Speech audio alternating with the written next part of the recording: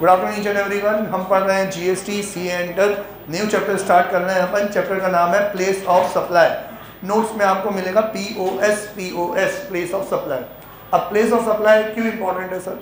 क्योंकि place of supply से determine होगा कि टैक्स कौन सा लगने वाला है, आईजीएसटी लगने वाला है कि सीजीएसटी एसजीएसटी लगने वाला है। ठीक है, अब प्लेस ऑफ सप्लाई पढ़ने से पहले आपको एक और कंसेप्ट पढ़ना पड़ेगा, वो है प्लेस ऑफ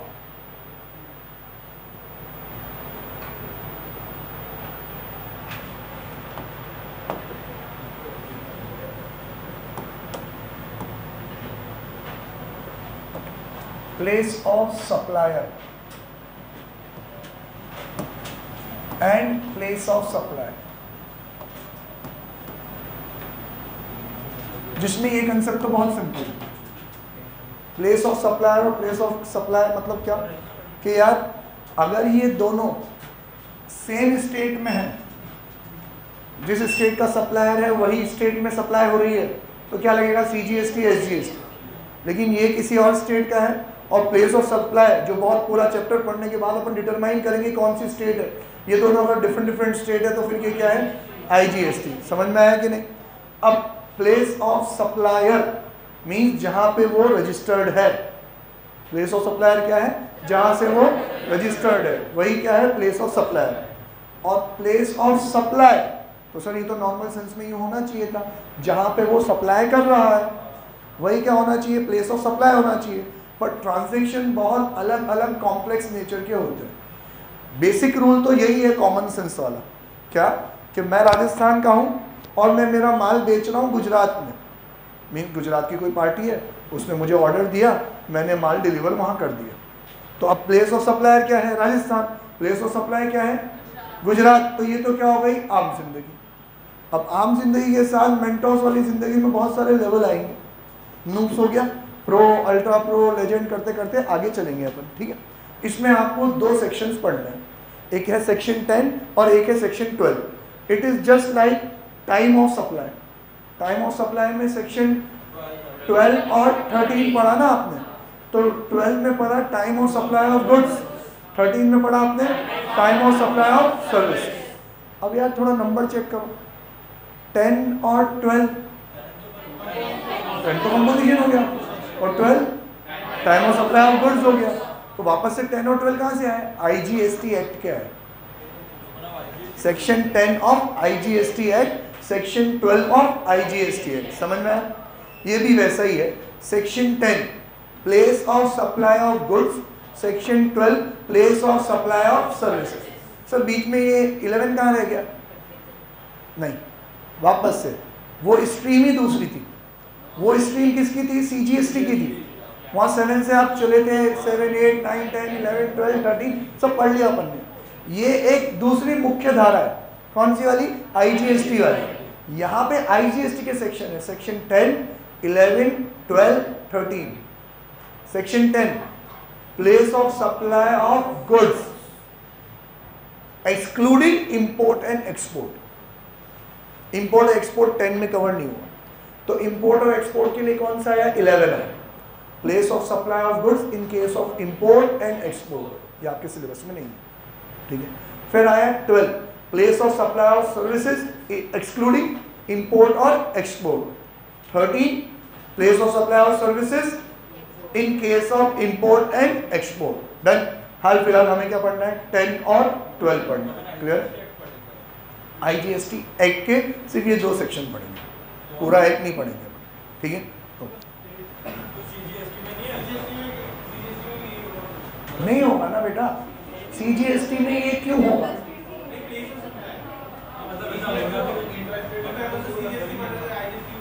हम जीएसटी पढ़ रहे, हम सीजीएसटी नहीं पढ़ रहे, हम जीएसटी पढ़ रहे। तो जितना जीएसटी वो लोग सीजीएसटी से पढ़ा सके उतना पढ़ा दिया। अब आपको वो आईजीएसटी कंसेप्ट समझा रहे हैं, क्योंकि आप समझो ना, प्लेस ऑफ सप्लाई की जरूरत ही क्यों पड़ी, इंटरस्टेट के लफड़े में ही तो पड़ी। इंटरस्टेट ट्रांजैक्शन नहीं होता तो फिर आईजीएसटी की जरूरत ही नहीं थी। ठीक है, अब इंटरस्टेट के चक्कर में आईजीएसटी है तो आपको बताना पड़ेगा ना इंटरस्टेट में कौन सा वाला स्टेट है, ताकि कंजम्पशन ऑफ बेस टैक्स में हम उसको क्या कर सके, टैक्स ट्रांसफर कर सके। ठीक है, तो अब प्लेस ऑफ सप्लाई इन्होंने कहा सेक्शन 10 और 12 इंपोर्ट एक्सपोर्ट दोनों में ही क्या कर दिया, हटा दिया। 10 में गुड्स है और 12 में सर्विसेज है। गुड्स वाला केस बहुत सिंपल है, अभी 10-15 मिनट में कंप्लीट हो जाएगा। सर्विसेज वाला केस लंबा चौड़ा चलेगा, धीरे धीरे डिस्कस करेंगे। तो गुड्स वाले केस में चलते हैं। बुक है अगर आपके पास तो आप आ जाओ पेज नंबर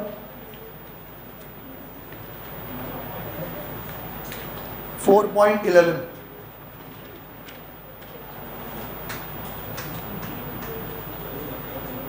नहीं भी है कोई बात नहीं, मैं हूं ना।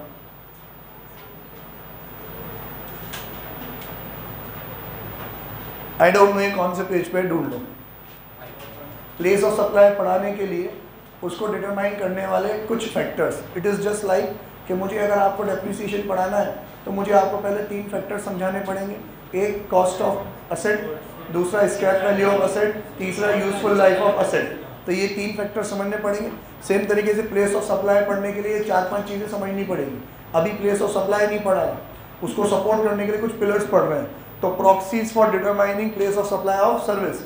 अब ये तो सर्विस के केस में है, लेकिन गुड्स के केस में भी सिमिलर चीज़ें आएंगी। Proxies means factors. पहला, लोकेशन ऑफ सर्विस प्रोवाइडर। ये समझना पड़ेगा कि लोकेशन ऑफ सर्विस प्रोवाइडर कहाँ पे है। तो 2 अलग अलग केसेस होते हैं, ये डिटेल में बाद में पढ़ेंगे कि एक जहाँ पे वो रजिस्टर्ड है, दूसरा जहाँ पे वो सर्विसेज सप्लाई कर रहा है वो, ठीक है। Then location of service receiver, जिसको सर्विस प्रोवाइड करी जा रही है वो कहाँ का है। एक जहाँ वो रजिस्टर्ड है, दूसरा जहाँ वो सर्विसेज अवेल कर रहा है। देन प्लेस ऑफ परफॉर्मेंस, अगर ये सर्विस परफॉर्म करी जाती है तो जहाँ पे है, एग्जाम्पल आर्टिस्ट की सर्विस, तो ये जहाँ पे परफॉर्म करी जा रही है वो है प्लेस ऑफ परफॉर्मेंस। अलग अलग कैटेगरी ऑफ सर्विसेज में अलग अलग प्रॉक्सीज काम आएंगे। कहीं पे सप्लायर की जो प्लेस है वही क्या बन जाएगी, प्लेस ऑफ सप्लाई। रिसीवर की place of supply. Performance place of supply. Place of consumption, मैंने यहाँ परफॉर्म करके दे दी, तुमने कहीं और बैठ के खा ली, ठीक है, तो ये place of consumption. Artificial beneficiary place person, कि मैंने जो सर्विस सप्लाई करी वो सप्लाई आपको करी पर उसका बेनिफिट किसी और को मिला, ठीक है। एग्जाम्पल, इस चीज़ को यूँ समझते हैं कि अगर आप ये टीचिंग सर्विस के लिए कहो तो हमारा जो कस्टमर है जिसको मैं सर्विस सप्लाई कर रहा हूँ वो कौन है, स्टूडेंट्स के उनके पेरेंट्स।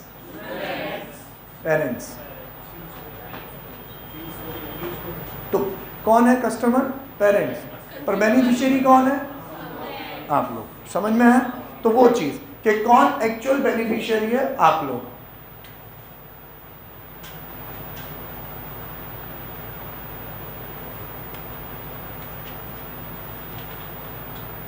ये रहा आपका सेक्शन 10। बहुत बहुत बहुत सिंपल है, यहाँ पे बहुत ज़्यादा चीज़ें लिखी हुई हैं, हम इसको सिंपल सेंस में पढ़ेंगे। सबसे पहले ये कह रहा है the place of supply of goods other than supply of goods imported into और exported from India shall be as under. 2 ही सबसेक्शन है इसके, 1 और 2। मेन तो 1 ही है, 2 वाला तो कह रहा है एज में भी प्रिस्क्राइब, ठीक है। तो 1 वाला कह रहा है इंपोर्ट एक्सपोर्ट को छोड़ दें और इस तरीके से क्या होगा, सप्लाई होगा। तो पहला वाला आम जिंदगी। आम जिंदगी कि अगर आपके गुड्स का मूवमेंट रिक्वायर्ड है, मूवमेंट रिक्वायर्ड और मूवमेंट नॉट रिक्वायर्ड समझते हो कि नहीं समझते हो आप लोग। व्हेन मूवमेंट इज रिक्वायर्ड, तो जहां मूवमेंट टर्मिनेट हो रहा है वही क्या है, प्लेस ऑफ सप्लाई। तो ये है आम जिंदगी। जब भी मैं गुड्स सेल करूंगा, इसने कहा सर ये वाला मार्कर दे दो, मैंने मार्कर दे दिया, ये काउंटर पे खड़ा था मैंने इसको दे दिया, ये जाने इसका काम जाने कहीं भी ले जा रहा हो, ठीक है। तो यार ये क्या कहूँगा, यही प्लेस ऑफ सप्लाई है यहाँ पे, ठीक है। ये गुजरात का है, बोला सर मार्कर भिजवा दो, तो अब मैंने मार्कर भिजवा दिया गुजरात में, अहमदाबाद में। तो मूवमेंट रिक्वायर्ड था और मूवमेंट कहाँ टर्मिनेट हुआ, अहमदाबाद में। तो प्लेस ऑफ सप्लाई क्या है, अहमदाबाद, गुजरात। आम जिंदगी जो गुड्स बिकते हैं वैसे, ठीक है। Where the supply involves movement of goods, whether by the supplier or by the recipient or by any other person। Movement कोई भी करे, गाड़ी मैं अरेंज कर रहा हूँ, ये अरेंज कर रहा है कि ट्रांसपोर्टर अगला तीसरा कोई बंदा हो, कोई भी अरेंज करे। The place of supply of such goods shall be the location of the goods at the time in which movement of goods terminates for delivery to the recipient, ठीक है, ओके। अगला वाला समझाने के लिए पहले वाले में एक बात समझनी जरूरी है कि इसमें रिसिपिएंट और रिसीवर ऑफ गुड्स दोनों सेम है। रिसिपिएंट ऑफ सप्लाई, एक तो सप्लायर और एक रिसिपिएंट, और रिसीवर, ये दोनों सेम पर्सन। एग्जाम्पल, मैं जिसको माल बेच रहा हूं वही रिसीव कर रहा हूं। अगले वाले केस में क्या होगा, बिल टू शिप टू वाला मॉडल अप्लाई हो जाएगा। मैं जिसको माल बेच रहा हूं वो रिसीव नहीं कर रहा, वो मुझे डायरेक्शन दे रहा है किसी थर्ड पर्सन को दे देना, तो मैं माल किसी और को दे रहा हूं, पर वो माल मैं बेच किसी और को रहा हूं। ये जो कल अपन ने डिस्कस किया था, कल ये रूल डिस्कस कर लिया था, तो समझा देता हूँ। ए पर्सन बी पर्सन को माल सेल कर रहा है, पर बी पर्सन कह रहा है मेरा प्रोजेक्ट कहीं और चल रहा है सी की लोकेशन पे, तो आप माल कहाँ पहुँचा दो, सी में। यहाँ पे मूवमेंट तो रिक्वायर्ड है ना, लेकिन थर्ड पर्सन आ गया नहीं पिक्चर में। तो जब थर्ड पर्सन पिक्चर में आता है तो व्हेन मूवमेंट टर्मिनेट्स, वो प्लेस ऑफ सप्लाई नहीं है, वो जो बंदा जहाँ पे उसका प्लेस ऑफ बिजनेस है, वो रजिस्टर्ड पर्सन, वही क्या है, प्लेस ऑफ सप्लाई है। ठीक है, तो स्टार मार्क करने वाली सिचुएशन यही है, where the goods are delivered by the supplier to a recipient or any other person on the direction of a third person। अब वो थर्ड पर्सन एजेंट हो कि प्रिंसिपल हो, कुछ भी हो, either by way of transfer of document of title to the goods or otherwise, it shall be deemed that said third person has received the goods, and the place of supply of such goods shall be the principal place of business of such person। इसमें खास बात क्या कि registered unregistered कुछ भी नहीं बोला। मैं जिसको माल बेच रहा हूं उसने मुझे डायरेक्शन दिया कि आप कहीं और से भिजवा दो माल, तो मैं उसके डायरेक्शन में किसी तीसरे पर्सन को माल भेज रहा हूं, भले ही वो रिसीव कर रहा हूं, पर रिसिपिएंट कौन कहलाएगा, डीम रिसिपिएंट कौन कहलाएगा, ये रिसिपिएंट बी पर्सन। और प्लेस ऑफ सप्लाई क्या मानी जाएगी, जो उसकी प्रिंसिपल प्लेस ऑफ बिजनेस है। अक्सर ये चीज़ कहाँ काम में आती है कि जब भी राजस्थान में, या हम बात करें कोटा में, अभी कोटा में रिवर फ्रंट बन रहा था, तो रिवर फ्रंट का कॉन्ट्रैक्ट मेजरली दूसरे सिटीज़ के कॉन्ट्रैक्टर्स को मिला। कोई दिल्ली से आया, कोई मुंबई से आया, कोई अहमदाबाद से, उदयपुर से, जयपुर से, बड़े बड़े ठेकेदार आए। अब वो सारा माल कहीं और से तो खरीद के यहाँ तक लाएंगे नहीं। अब सीमेंट जिस कंपनी से खरीदते हैं उसकी all over India same rate है, तो वो कहीं और, मान लो अगर मुंबई का ठेकेदार है तो मुंबई से सीमेंट खरीद के यहाँ तो लाएगा नहीं, तो वो कोटा के व्यापारी से ही सीमेंट खरीद रहा है। तो अब कोटा का व्यापारी मैं हूँ, ये रहा रिवर फ्रंट, ये है मुंबई का कॉन्ट्रैक्टर, ये मुझे ऑर्डर दे रहा है क्या कि सर इतना सीमेंट कहाँ पे सप्लाई कर दो, ये रिवर फ्रंट में मेरे प्रोजेक्ट में सप्लाई कर दो। ठीक है, तो मैंने कहाँ भेजा, कोटा का बंदा, बेच कर रहा हूँ कोटा में ही, लेकिन जिसको माल बेच रहा हूँ उसका प्रिंसिपल प्लेस ऑफ बिजनेस क्या है, मुंबई, तो प्लेस ऑफ सप्लाई क्या मानी जाएगी, समझ में आया कि नहीं, क्या लग जाएगा, IGS। क्लियर है। इसके लिए मैंने मूल मंत्र तो आपको कल ही बता दिया कि जब भी कंफ्यूजन हो चेक क्या किया जाएगा, GST नंबर मेरा 08 है, उसका 2124 है, तो क्या लग जाएगा, IGS। समझ में आया कि नहीं, ठीक है, ओके। लेकिन वो एक ट्रिक है, हर जगह अप्लाई नहीं होगी, सर्विसेज के केस में तो बिल्कुल भी अप्लाई नहीं होगी। रूल ये है कि अगर जिसको बेच रहे हो वही रिसीव कर रहा है, तो जहाँ मूवमेंट टर्मिनेट हो रहा है उसी कहने पे कहीं और भेज रहे हो तो भेजते रहो कहीं भी, जहाँ उसका प्रिंसिपल प्लेस ऑफ बिजनेस है वही क्या है, प्लेस ऑफ सप्लाई है। ठीक है, ये दो केस समझ में आ गए। अब तीसरे स्पेशल कैटेगरी वाले केस जो हम ऐसे सोच नहीं सकते कि हाँ ऐसी भी सिचुएशन आएगी। अगला, when it does not involve movement। Sir goods ऐसे हैं कि मूवमेंट की ज़रूरत नहीं है।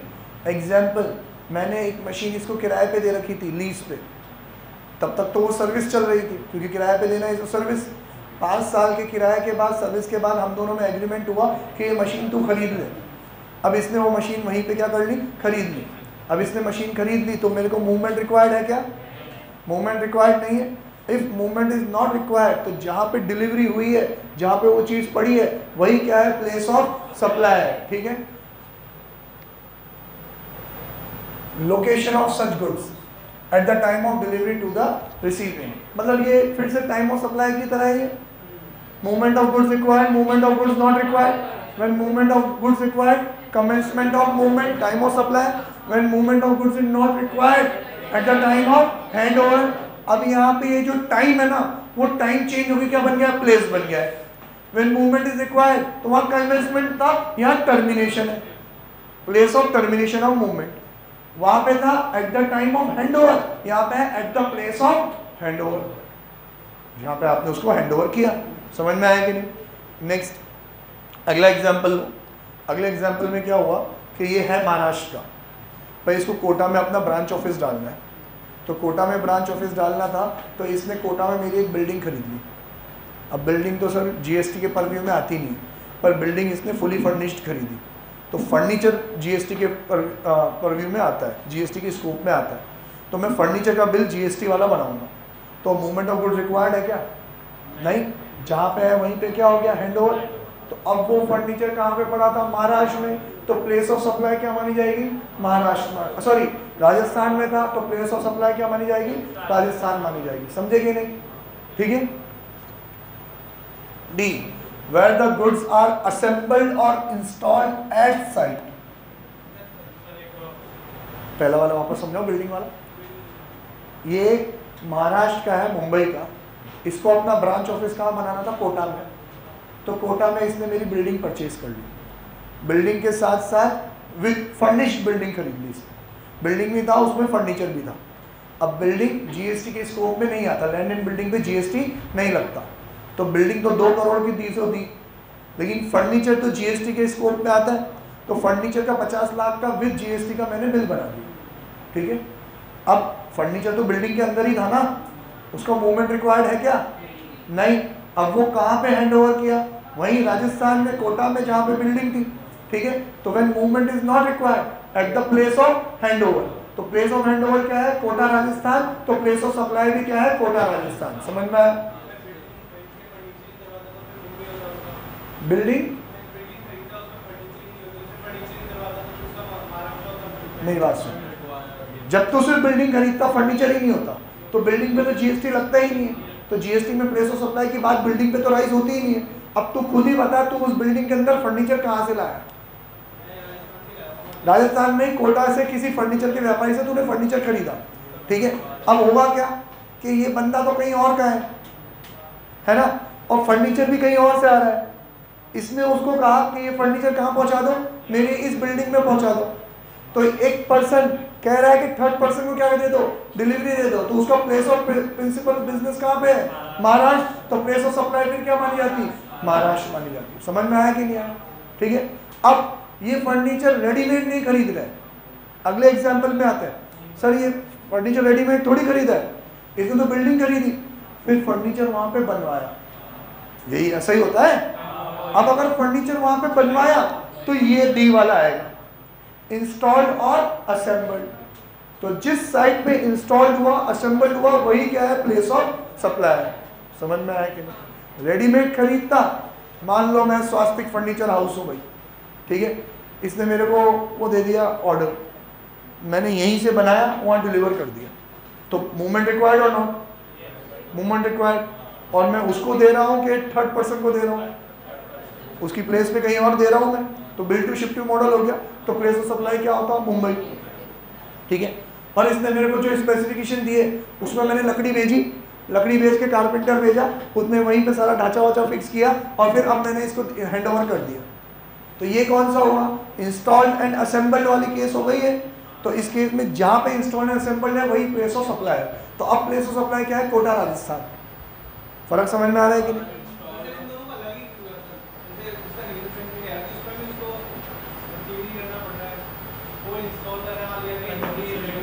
दोनों में फर्क है यार, गुड्स में ही फर्क है। वहाँ बना बनाया गुड्स था, और यहाँ पे आके बना रहा है स्पेसिफिकेशन के अकॉर्डिंग। क्या चीज़? नहीं, रजिस्ट्रेशन क्यों लेना पड़ेगा? हाँ, रजिस्ट्रेशन तो वैसे भी इसको लेना ही पड़ेगा अगर यहाँ से सप्लाई करना है तो। फिर तो यहाँ के रजिस्ट्रेशन से परचेज करेगा, तो फिर तो प्लेस ऑफ सप्लाई वैसे भी यही की हो जाएगी। हाँ,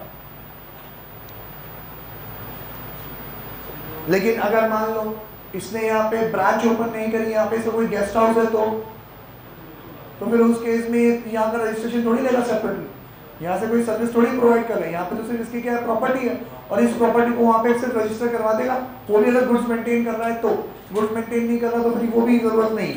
प्लेस ऑफ सप्लाई तो नहीं है ना, प्लेस ऑफ बिजनेस थोड़ी है ये तो सिर्फ उसका एक क्या है? असेट है। ठीक, 4 चीज हुई।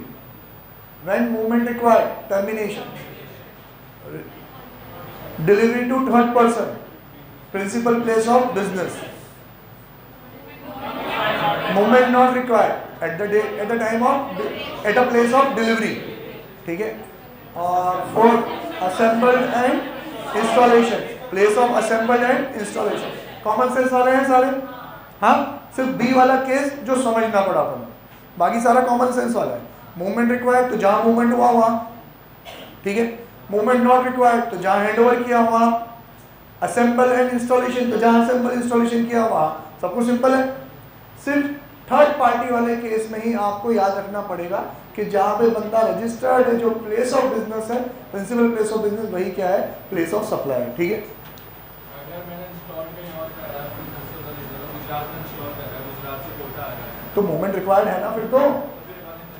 अगर सारी चीज़ों में इंस्टॉलेशन रिक्वायर्ड होता है, वैसे तो हर चीज़ में इंस्टॉलेशन रिक्वायर्ड है।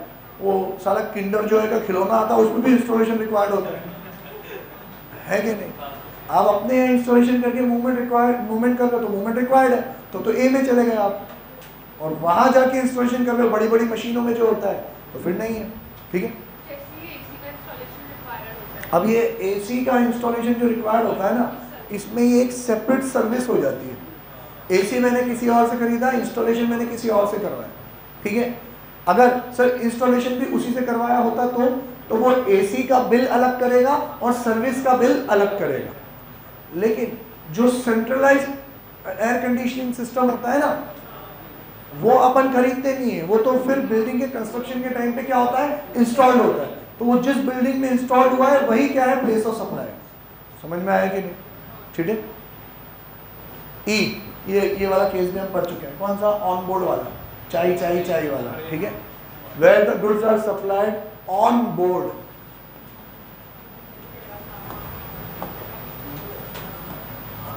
ऑन बोर्ड मतलब नाव बनती है ना लकड़ी की, तो ऑन बोर्ड, ठीक है। ऑन बोर्ड अ कन्वेंस, कोई सा भी कन्वेंस हो, इवन बस ही क्यों ना हो। बस में भी आप स्टेशन पे, बस स्टॉप पे बस रुकती है तो पानी बेचने वाले आ जाते हैं उधर, चने भूंगने बेचने वाले वहाँ भी आ जाते हैं, ठीक है। तो भले ही बस हो, ट्रेन हो, वेसल हो, मतलब शिप हो या एयरक्राफ्ट हो, कुछ भी हो, shall be the location at which such goods are taken on board, जहाँ से वो माल लेके चढ़ा है वहाँ से, ठीक है। डिलीवर कंजम्पशन कहीं पे भी हुआ हो जहाँ से माल लेके चढ़ा है। 5 केस हो गए।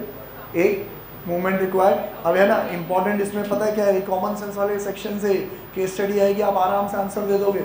तो इंपॉर्टेंट है 10(1)A, 10(1)B, 10(1)C, 10(1)D, 10(1)E। A movement required, B delivery to third party, 3 movement not required, 4 assemble and installation, 5 on board, ठीक है, ओके। ये 2 Lallu, where the supply of goods cannot be determined, the place of supply shall be determined in such manner as may be prescribed, CA final. Prescription सारा CA final में है, या तो लल्लू चीज़ें पढ़ा रहे हैं आपको, खत्म। गुड्स में और कुछ नहीं पढ़ना, गुड्स में कुछ नहीं पढ़ना, अभी तो चालू होगा चैप्टर। हाँ,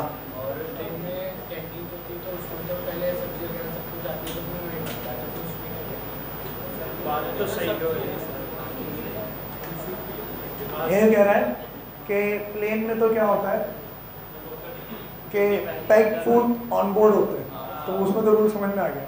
लेकिन ट्रेन में तो वो पेंट्री कार होती है, तो वहाँ तो वहीं बनता है, वहीं से बन के हमें प्रोवाइड किया जाता है। तो ये गुड्स है कि सर्विस है, पहले तो ये बताओ। ये सर्विस है, ये सर्विस है, तो फिर क्योंकि वो सर्व कर रहे हैं, आप रेस्टोरेंट में खाना खाने जाते हो तो गुड्स है कि सर्विस है, सर्विस है ना, तो अभी समझ में सर्विस आएगा, ठीक है। मैं अभी इसका जवाब भी दे दूँगी। अब सर्विस कुछ ऐसी है कि जो मल्टीपल स्टेट कवर कर रही है, मैं आपको परसेप्शन बता रहा हूँ। सर्विस ऐसी है जो मल्टीपल स्टेट्स कवर कर रही है, तो सर फिर प्लेस ऑफ सप्लाई भी मल्टीपल स्टेट रहेगी इन अ प्रोपोर्शन। कितनी चीज आपने कहाँ पे कंज्यूम करी, समझ में आया कि नहीं, वापस को समझा दो। सर्विस ऐसी है जो मल्टीपल स्टेट्स कवर कर रही है। मैं इसका एक सिंपल एग्जांपल लेता हूँ, डिफिकल्ट एग्जांपल जब अपन धीरे धीरे पहुंचेंगे तब समझ में आएगा। रोहित ने एक कार आती है इनकी डेक्कन एक्सप्रेस, कार क्या मतलब ट्रेन आती है इनकी डेक्कन एक्सप्रेस। वो जो ट्रेन है ना, वो ट्रेन कम बेडरूम है आपका पूरा, उस ट्रेन के अंदर पूरा बेड होता है और फिर वो इंडिया की स्पेशल सर्दर्न स्टेट्स में आपको ट्रेवल कराती है, ठीक है। 4-5 दिन का वो सफर रहता है, मतलब एक तरीके से क्रूज टाइप क्या हो गई आपकी ट्रेन हो गई। तो अब इसने वो टिकट बुक कराई, अब वो टिकट बुक कराई तो उसका जो पूरे चार्जेस थे उसमें 4 स्टेट कवर हो गए। तो 4 स्टेट की सबकी प्लेस ऑफ सप्लाई अलग अलग मानी जाएगी। सर कैसे मानी जाएगी? पर नाइट मानी जाएगी। जिस स्टेट में जितनी नाइट ये स्पेंड करेगा ना उसका प्रपोर्शन उतना माना जाएगा। एक एग्जांपल ले लेते हैं अपन कि 4 लाख रुपए की इसकी वो टिकट हुई, एजेंट से करवाई, 4 लाख रुपए टोटल चार्जेस लगे और ये 4 नाइट की जर्नी थी। तो एक नाइट का कितना हो गया? 1 लाख रुपए। तमिलनाडु में एक नाइट हुई तो प्लेस ऑफ सप्लाई तमिलनाडु के लिए 1 लाख, केरला में 2 नाइट हुई तो केरला के लिए 2 लाख, और फिर तमिलनाडु, केरला और कर्नाटका वहाँ पे भी एक नाइट हो गई तो वहाँ का भी 1 लाख रुपए। समझ में आया? तो 3 प्लेस ऑफ सप्लाई होगी on a proportion of night stay के अकॉर्डिंग, ठीक है। ऐसे अलग अलग तरीके के प्रोपोर्शन के भी बेसिस डिसाइड होते हैं। जैसे कॉस्ट में होता है ना आपके, क्या बोलते हैं उसको, एबीसी कंट्रोल बोलते हैं ना उसको, कॉस्ट सेंटर्स बोलते हैं उसको, ड्राइवर्स, ठीक है। तो उसी तरीके से प्रोपोर्शन के डिफरेंट कॉस्ट ड्राइवर्स रहेंगे आपके, हम प्रोपोर्शनेट करना सीखेंगे। हेलो,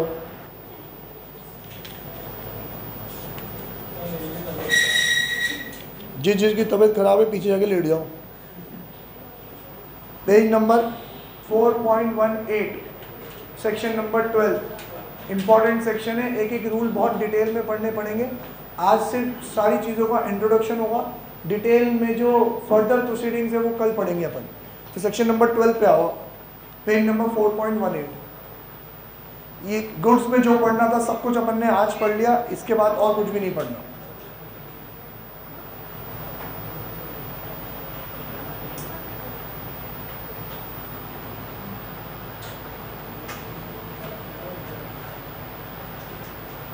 सेक्शन 12 सर्विस के लिए है।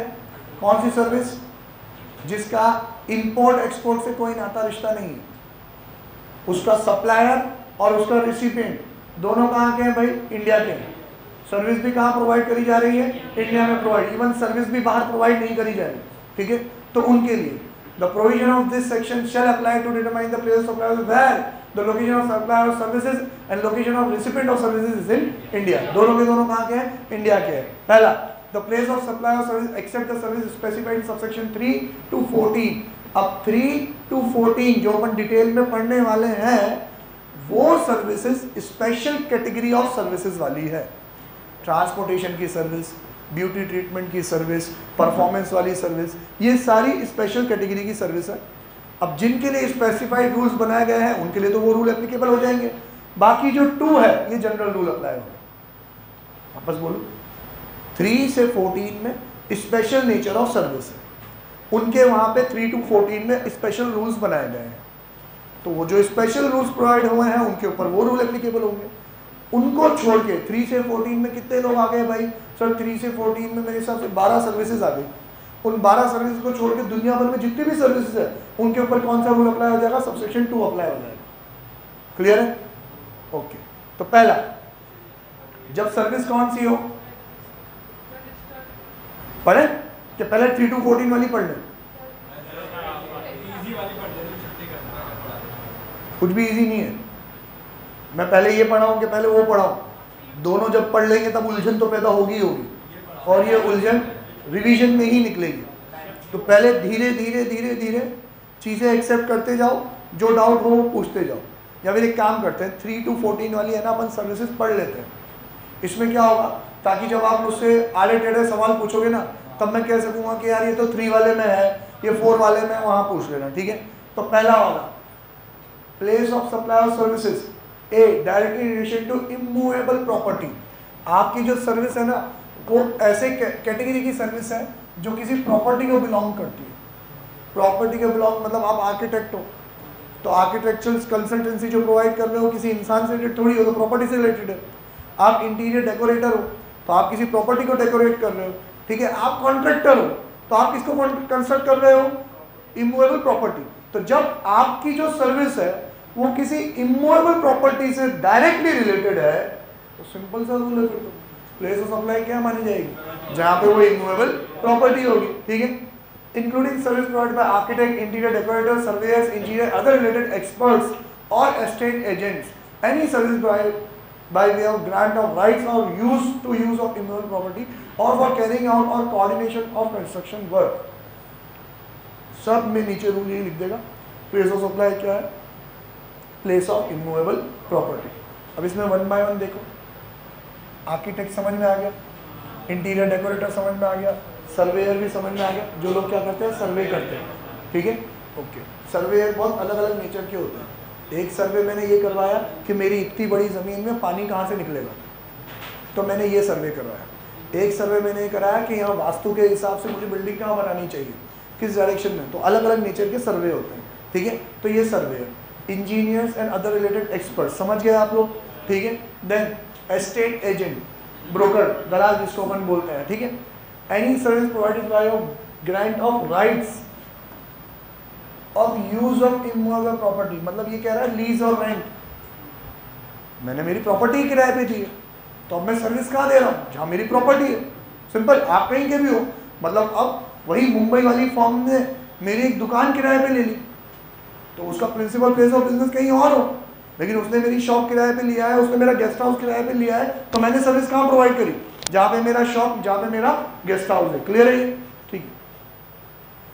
और फॉर कैरिंग आउट और कोऑर्डिनेशन ऑफ कंस्ट्रक्शन वर्क, किसी भी तरीके का कंस्ट्रक्शन वर्क हो। देन नेक्स्ट, ये एक नेचर हुआ, ये 3 वाले में सारी चीज़ें इमूवेबल प्रॉपर्टी से बिलोंग होगा, और नीचे रूल यही लिखेगा जहाँ पे इमूवेबल प्रॉपर्टी वही क्या है, प्लेस ऑफ सप्लाई है। अगला है by way of lodging accommodation, by of hotel, inn, guest house, home stay, club और camp site, by whatever name called, including a houseboat और एनी अदर वेसल। रहने करने की service आपने provide करी, मतलब वो क्रूज वाली सर्विस भी, जो भी मैंने वो 4 लाख वाला एग्जांपल लेके बताया ना, वो सारी चीज़ें अगर वो किसी एक इमूवेबल प्रॉपर्टी से रिलेटेड है तो जहाँ पे वो प्रॉपर्टी है वही, ठीक है। देन चलेगा ना, तो जिस स्टेट में चल रहा है ना वही स्टेट है, करना पड़ेगा ना, प्रोपोर्शन है तो करना पड़ेगा आपको, ठीक है। मीन्स अब मैं एक बात कहूँ,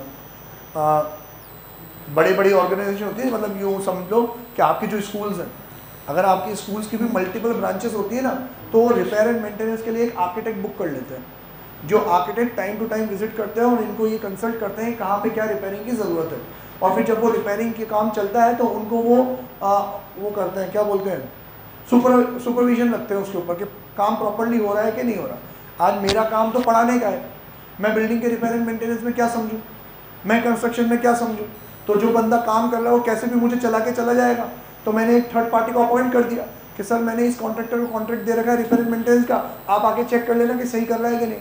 वो कह रहा है मैं चेक करूँगा तो आपसे फीस तो लूँगा ना। अब मेरे ऐसे 5 स्कूल है अलग अलग स्टेट में, तो मैंने 5 स्कूल का कॉन्ट्रैक्ट एक को ही दे दिया, उसने मेरे एक प्रिंसिपल नेम से मेरा एक बिल बना के दे दिया कि 5 लाख रुपए की आपकी सर्विस है। तो अब वो अगर मल्टीपल स्टेट में है तो उसका प्लेस ऑफ सप्लाई भी प्रोपोर्शनेटली होगा, जहाँ पे जितने का काम हुआ है उसके प्रोपोर्शन में वो 5 अलग अलग प्लेस ऑफ सप्लाई डिटरमाइन होगी। यही कह रहा था, अभी अपन मेन कंसेप्ट सीख रहे हैं, उसका कैलकुलेशन जो फर्दर डिवाइडेशन है वो अपन धीरे धीरे जब एग्जाम्पल्स लेंगे तब सीखेंगे अपन, वो भी सीखेंगे कि ये जो 5 स्टेट्स में मुझे डिवाइड करना है ये अब कैसे डिवाइड होगा, ठीक है। Then by way of accommodation in any immovable property for organising any marriage, reception, matters related thereto, official, social, cultural, religious or business functions, including services provided in relation to such functions at such property। Destination wedding हो गई भाई, मर्जी पड़े जानकर मेरे को क्या है। तो डेस्टिनेशन वेडिंग में भी अब अपन वापस में ही कह रहा हूँ, जहाँ पे वो डेस्टिनेशन वेडिंग कराई जा रही है वही क्या है, प्लेस ऑफ सप्लाई है, ठीक है। Any services ancillary to the services referred to in clause A, B, C, वही डेस्टिनेशन वेडिंग में केटरर भी आ रहा है ना, एक इवेंट मैनेजमेंट कंपनी भी आ रही है, ठीक है। तो ये लोग जो सर्विस प्रोवाइड कर रहे हैं वो डायरेक्टली रिलेटेड किससे है, इमूवेबल प्रॉपर्टी से रिलेटेड है, ठीक है। तो रूल क्या है, shall be the location at which immovable property or boat or vessel as the case may be is located or intended to be located sir construction ही चल रहा है, बिल्डिंग आई कहाँ? हाँ तो भाई बिल्डिंग बनेगी तो सही, तो जहाँ बनेगी वही क्या है, प्लेस ऑफ सप्लाई। समझ में आया? फिर जब इसके हिस्से पाती करने हैं तो उसके बेसिस अपन फर्दर एनालिसिस में सीखेंगे। क्लियर है? थर्ड वाला इमूवेबल प्रॉपर्टी से सारी चीजें आ गई। Provided that if the location of immovable property or border vessel is located or intended to be located outside India, the place of supply shall be located location of the recipient. देखो कितनी खास बात बोली इसमें, important चीज। Sir ऊपर सबसे पहले सेक्शन में यूँ बोल दिया, ये सेक्शन उसी के ऊपर अप्लाई होगा जहाँ पे सप्लायर और रिसिपिएंट दोनों कहाँ पे हो, इंडिया में। लेकिन ये सिद्धार्थ कह रहा है डेस्टिनेशन वेडिंग करूँगा इटली में, तो इटली में करेगा तो इवेंट मैनेजमेंट कहाँ से लेके गया, इंडिया से। दाल बाटी बाफले बनाने कहाँ से लेके गया, इंडिया से। केटरर कहाँ से लेके गया, इंडिया से। अब वो सप्लाई कहाँ कर रहे हैं, इटली में, तो दोनों तो इंडिया के ही है ना, तो सेक्शन नंबर 12 एप्लीकेबल हो जाएगा। समझा? तो सेक्शन नंबर 12 एप्लीकेबल तो हो जाएगा, लेकिन सर अब तो इमूवेबल प्रॉपर्टी कहाँ पे है, आउटसाइड इंडिया है। अब अगर इमूवेबल प्रॉपर्टी वाला का तो place of supply outside India हो गया, तो ये तो इम्पोर्ट एक्सपोर्ट बन जाएगा। तो उस केस में यूँ कहा कि ये सारी सर्विसेज में अगर आपकी प्रॉपर्टी ही आउटसाइड इंडिया है तो फिर तो प्लेस ऑफ रिसिपिएंट, कि रिसिपिएंट कहाँ का है, रिसिपिएंट जहाँ का है वही आपका क्या है, प्लेस ऑफ सप्लाई। ये सारा खुद कोटा का है, शादी कर रहा है इटली में जाके, तो प्लेस ऑफ सप्लाई क्या मानी जाएगी, कोटा मानी जाएगी। ठीक है? Explanation where the immovable property boat or vessel is located in more than one state union territory, the supply of services shall be treated as made in each of the respective state union territories in proportion to the value of service separately collected or determined in terms of contract or agreement entered into this regard, or in the absence of such contract agreement on such other basis as may be prescribed। ये as may be prescribed detail में पढ़ना है।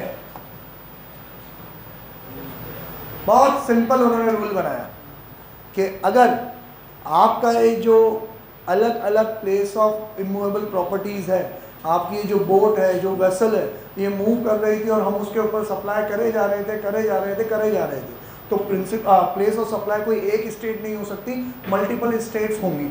तो multiple states होंगी तो क्या आपने पहले से ही कोई एग्रीमेंट, अरेंजमेंट, कॉन्ट्रैक्ट कर रखा है क्या? एग्जाम्पल, सिद्धार्थ कह रहा है सर शादी करूँगा, तो फिर वो सगाई तो कहाँ होगी मेरी, गोवा में, है ना, और लेडी संगीत कहाँ करेंगे, उदयपुर में, फेरे वेरे कहाँ ले लेंगे अपन, जयपुर में, और कुछ विदाई श्रीनगर से कराएंगे, कश्मीर से। कुछ और भी बाकी रह गया, रिसेप्शन कोटा में कर लेंगे सर, क्योंकि चारों को भी बुलाना है। ठीक है? तो रिसेप्शन कहाँ करेंगे, कोटा में। तो 5-6 स्टेट हो गए।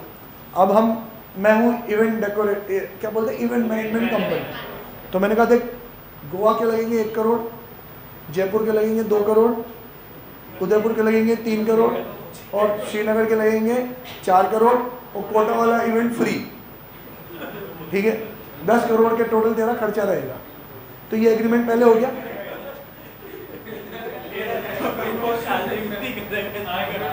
उसको कौन से पैसे देने हैं, तो सब ससुर के उस पर खर्चे में कराएगा। ठीक है? तो अब सुन, अरे ले दे के निकम्मे नकारों की भाई दहेज पे ही गाड़ी आगे, लानत है तुम्हारी जिंदगी में, तुम दहेज दे रहे हो तो, ले रहे हो तो। हाँ ठीक है, सच कह रहा हूँ, लानत है, मेरे को तो बुला मत लेना अपनी शादी में।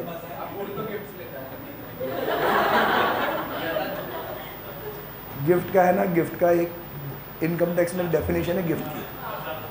ये गिफ्ट में सामने वाले की खुशी होनी चाहिए, उसकी खुद की मर्जी होनी चाहिए, चॉइस उसकी होनी चाहिए, आपका कोई बाउंडेशन कंपल्शन नहीं होना चाहिए, तो ही गिफ्ट है ना। तो ही गिफ्ट मतलब दे तो दे, ना दे तो ना दे वाला रूल होता है गिफ्ट में। तुम कह नहीं सकते कि तेरे बाप ने तो मुझे दहेज में कुछ नहीं दिया या इतना ही दिया, ऐसा नहीं कह सकते आप। ठीक है? और हम ये डिस्कशन क्यों कर रहे हैं, कानून बन चुका है। अगर तुम नहीं समझते हो तुम बेवकूफ़ हो, मैं क्यों दीवार पर सर फोड़ूं तुम्हारे लिए। गर्ल्स के लिए दहेज मांगे कोई भी तो शादी मत करना, उससे बेकार लड़का नहीं होगा। कितना भी पढ़ा लिखा, कितना भी अमीर घराना क्यों ना हो, छोटी सोच के लोगों से शादी नहीं करनी। उनसे रिश्ता नहीं जोड़ना। पैसा कितना भी हो, गाड़ी कितनी भी बड़ी हो, घर कितना ही बड़ा हो, सोच छोटी है तो आदमी छोटा है। भले ही उसकी माँ की सोच छोटी हो, उसके बाप की सोच छोटी हो, उसके खानदान की सोच छोटी हो। लड़का बहुत अच्छा है, ससुर जी दहेज मांग रहे हैं, तेल लेने गया ऐसा लड़का, ठीक है, ओके। अब आगे बढ़ते हैं। अरे तुम्हारी औकात नहीं है 10 करोड़ की, 10,000, 20,000, 30,000 और 40,000, टोटल 1 लाख रुपए मांगे, उसमें भी चिंदी चोर ने 50,000 रुपये ही दिए। तो अगर ये एग्रीमेंट पहले हो चुका है तो जिस स्टेट का जो वैल्यू डिसाइड हो चुकी है वही प्लेस ऑफ सप्लाई है, नहीं हुआ है तो एज में भी प्रिस्क्राइब, ठीक है। बुरा तो नहीं लगना, लगना चाहिए वैसे। अगली बार दहेज की बात मत करना। Next,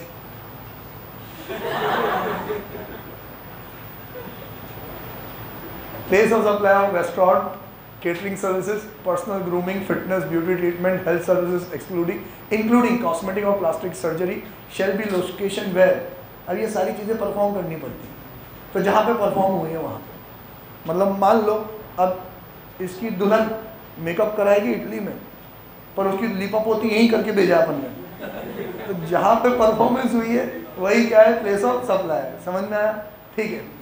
shell be the location where services are actually perform. यार सिंपल है, कॉमन सेंस साला, ठीक है। प्लेस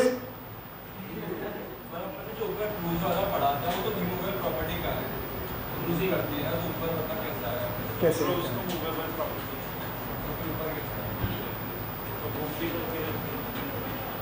हाँ हाँ वो प्रॉपर्टी मूव करती है ऐसा कह रहे हो, लेकिन उसके अंदर स्टेशनरी पोजीशन पे भी सर्विसेज सप्लाई करी जाती है। जैसे हाउस बोट हो गई, हाउस बोट समझते हो आप लोग, तो वो है मूवेबल, लेकिन उसमें जो आपको सर्विस प्रोवाइड की जाती है वो स्टेशनरी केस में ही करी जाती है। वो लोग उस हाउस बोट पे जाके एक जगह लंगर डाल देते हैं, वहीं पे खड़े खड़े आप स्टे करते हो बस, ठीक है। तो वहीं इनकी जो सर्विस का नेचर है ना, वो कौन सी सर्विस का नेचर है, जो इमूवेबल प्रॉपर्टी में जैसी सर्विसेज प्रोवाइड कराई जाती थी ना, आज के मॉडर्न जमाने में वही सर्विसेज कहाँ पे कराई जा रही है, मूवेबल में करा रही है। इसलिए उस वेसल्स और उस एयरक्राफ्ट को भी हमने इमूवेबल कैटेगरी में ऐड कर दिया, ठीक है। The place of supply of service in relation to the training and performance appraisal. अब इसमें ए और बी केस हो गया। ट्रेनिंग एंड परफॉर्मेंस अप्रेजल मतलब कोई सेमिनार है, कोई सेशन है, तो जितने भी मोटिवेशनल स्पीकर्स आते हैं ये आपकी प्लेस में आके सेशन प्रोवाइड करके जाते हैं। जितने भी एक्सपर्ट ट्रेनिंग आपके आईटी की ट्रेनिंग वगैरह होगी, तो हो सकता है ना कि वो रजिस्टर्ड पर्सन हो, वो अपने स्टाफ को ट्रेनिंग दिलवा रहा हो। जैसे मुझे आपको कोई स्पेशल कैरियर काउंसलिंग का सेशन दिलवाना है, तो मैंने एक्सपर्ट को बुलाया और यहाँ पे आपका सेशन हो गया, ठीक है। तो उस केस में देखा जाएगा कि जिसको सर्विस प्रोवाइड करी जा रही है वो रजिस्टर्ड है या अनरजिस्टर्ड है। अगर वो रजिस्टर्ड है तो रजिस्टर्ड प्लेस ऑफ बिजनेस ही क्या मानी जाएगी, प्लेस ऑफ सप्लाई मानी जाएगी, भले ही ट्रेनिंग सेशन कहीं और हुआ। एग्जाम्पल, मैं आप लोगों को आउटसाइड पिकनिक के लिए ले गया गोवा, और मैंने कहा यहाँ पे इनका एक मोटिवेशन सेशन करवा देते हैं, तो वहाँ पे वो विवेक बिंद्रा घूम रहा था या संदीप महेश्वरी जी घूम रहे थे वहाँ पे, मैंने उनको बुला लिया, एक सेशन दे दो, 10-15 रुपये उनको दे दिए मैंने, मतलब इन लैक्स इन करोड़ जो भी है मैंने दे दिया उनको। अब बातों बातों में है तो आपके लिए तो फ्री है, ठीक है, चलेंगे ना बेटा, लेकिन बातों बातों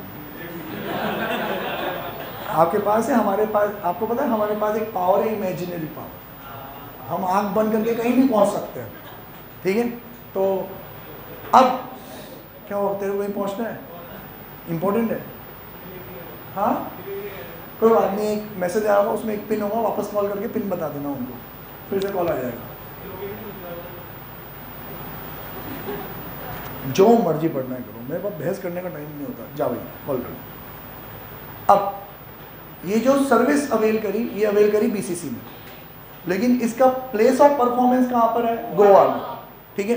तो ये चेक किया जाएगा कि जो सर्विस अवेल कर रहा है रेसिपिएंट, कंज्यूम कर रहा है वो नहीं, अवेल कर रहा है रेसिपिएंट, रजिस्टर्ड है कि नहीं। अगर बीसीसी जीएसटी में रजिस्टर्ड है तो कहाँ पे रजिस्टर्ड है, राजस्थान में, तो प्लेस ऑफ सप्लाई क्या है, राजस्थान। अगर रजिस्टर्ड नहीं है तो फिर प्लेस ऑफ परफॉर्मेंस वो कहाँ पे है, गोवा में, तो प्लेस ऑफ सप्लाई क्या है, Goa. At present BCC registered नहीं, तो प्लेस ऑफ सप्लाई क्या माना जाएगा, गोवा।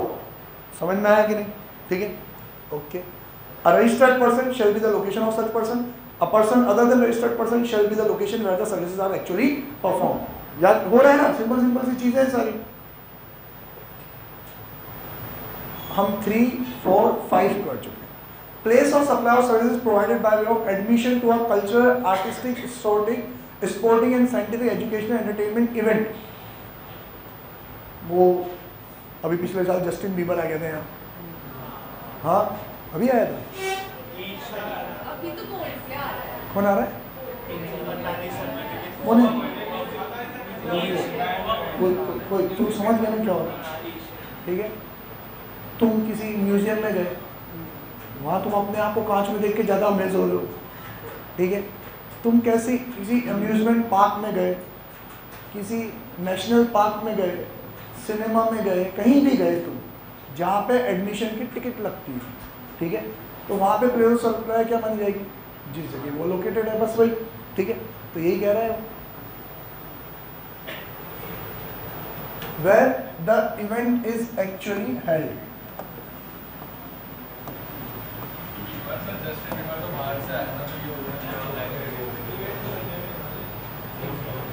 कुमार सानू आ गया था, मतलब एग्जाम्पल भी औकात से बाहर ले लो तो हजम नहीं होते। हिमेश रेशमिया आया था, ठीक है।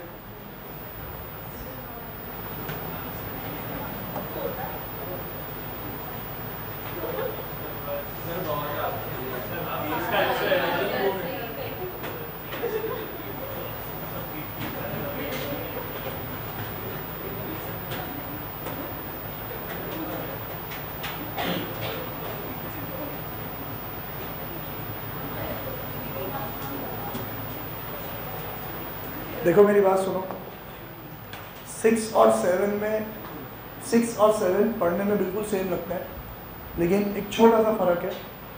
इसमें है ऑर्गेनाइजेशन ऑफ कल्चरल, आर्टिस्टिक और सर्विसेज एंसिलरी। ऊपर वो खुद परफॉर्म करने आ रहा था, वो प्लेस थी वहाँ पे, ठीक है, जहाँ पे आपको एडमिशन की टिकट लग रही थी। ठीक है, अब हमने एक इवेंट ऑर्गेनाइजर को बुलाया ताकि वो कंसर्ट वहाँ पे क्या कर सके, ऑर्गेनाइज कर सके, है ना। हमने एक डेकोरेशन वाले को बुलाया जो वो उस प्लेस को क्या कर सके, डेकोरेट कर सके। तो एक सर्विस वो जो पार्क है उसने आपको प्रोवाइड, अम्यूजमेंट पार्क कह दो आप लोग, अम्यूजमेंट पार्क की टिकट लगती है ना, एंट्री टिकट, तो एक तो वो एंट्री टिकट वाली सर्विस प्रोवाइड कर रहा है, तो वो जहाँ पे अम्यूजमेंट पार्क है वही। फिर उस अम्यूजमेंट पार्क ने एक पार्टी ऑर्गेनाइज करी, तो उसके लिए इवेंट ऑर्गेनाइजर को बुलाया, ठीक है, तो वो उस अम्यूजमेंट पार्क के अंदर अपने इवेंट ऑर्गेनाइजिंग की सर्विस दे रहा है।